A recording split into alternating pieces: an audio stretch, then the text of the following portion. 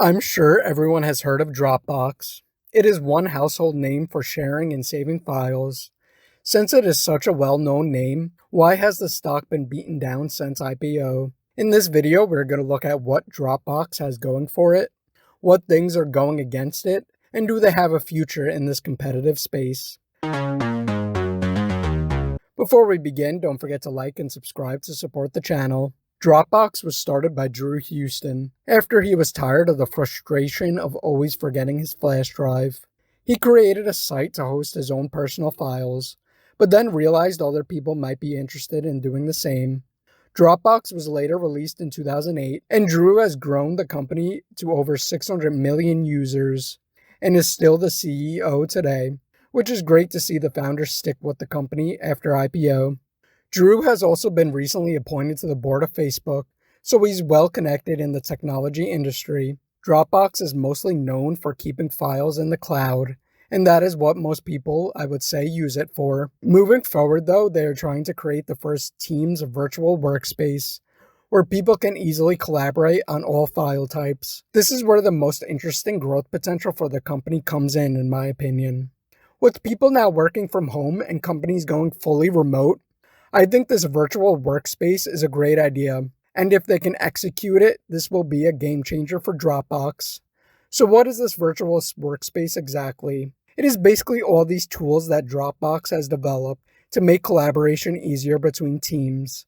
One of the tools is Dropbox Paper, which helps people share and collaborate on all the files that they need. This means that if somebody needs a document, it's there for them, and everyone on the team sees the changes that were made. This has been a thing in the software community already, with tools such as Git, where all the code-based changes are tracked.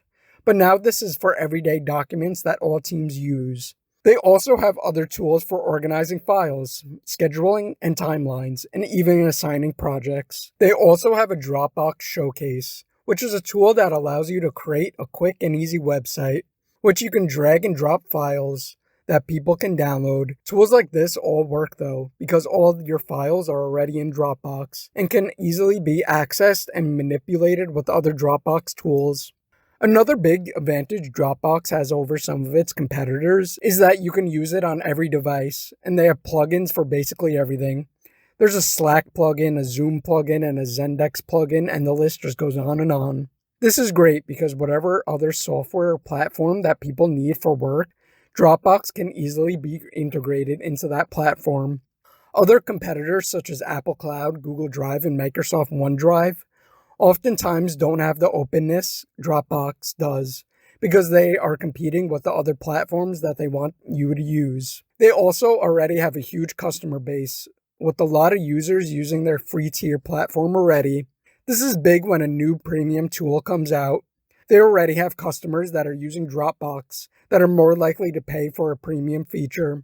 Dropbox also recently purchased HelloSign, which is a digital signing tool for contracts and documents, similar to DocuSign, for $230 million. HelloSign already has 80,000 customers, which includes Instacart and Lyft, so companies are utilizing it already. DocuSign, which is the largest esignature company, is valued at over $43 billion, and Dropbox is only valued around $8 billion.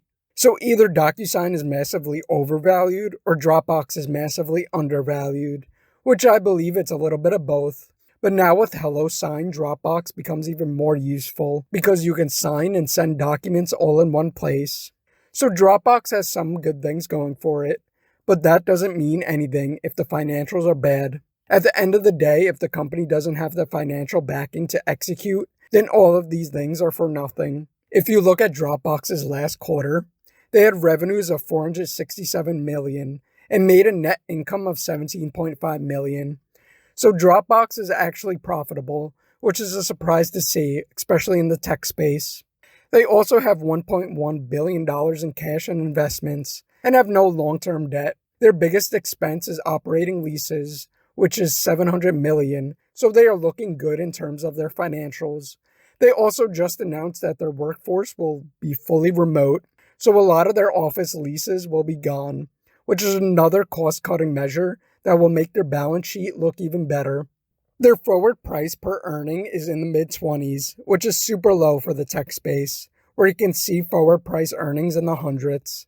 So Dropbox is making money, has a strong balance sheet, and is trading at only a forward PE of 20. Their profit margin is also huge at 75%, and this is mostly due to getting off AWS in 2016, which before then they only had around a 30% profit margin since they were paying Amazon so much to use AWS. This all sounds great, so why isn't the stock value higher?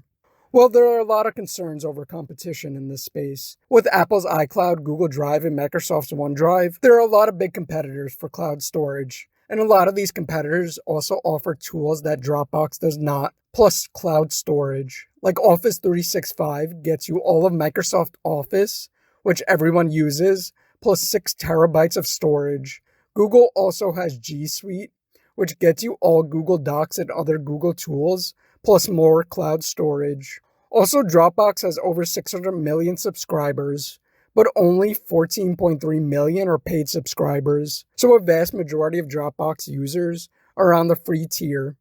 This becomes an issue since Dropbox offers 5 gigabytes of free storage and still has to pay to host all those files, and the company isn't getting any money in return. This also shows that people might not be willing to pay for the premium features Dropbox has to offer, and are more than happy just using the free tools and storage they offer. This seems like the biggest challenge of Dropbox going forward. Can they come out with enough tools and features to convert these free tier customers into paid tier customers?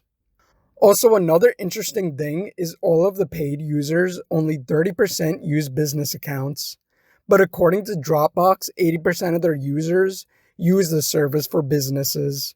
So everyone is using Dropbox for business, but only 30% are willing to pay to use it. So it begs the question, if Dropbox was a paid-only service, how many of these users would actually be willing to pay, and how many would actually seek alternatives? I also wonder how many people that are on paid accounts are utilizing all of Dropbox's tools, such as Showcase, or did they just pay because they needed more storage space? This is the difference of Dropbox being just a cloud storage service and really changing into a virtual workspace. Dropbox has a lot of potential, I think, and they are making the right moves by acquiring companies like HelloSign to offer things other cloud storage companies don't. Also, with the ease of use on all platforms, they definitely have an advantage. But there's a lot of competition in this space, and a lot of big players to compete with. So Dropbox is going to have to keep innovating.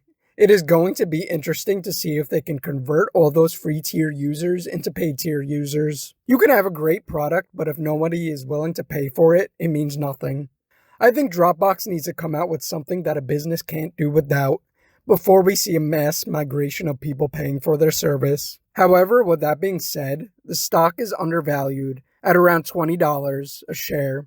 In my opinion, with the strong balance sheet, plus remote work becoming normalized faster than anticipated, I think the risk to reward on Dropbox is solid. Also, I think we will soon see some cool features and maybe some big acquisitions like HelloSign come out of Dropbox. I can also see Dropbox being bought out.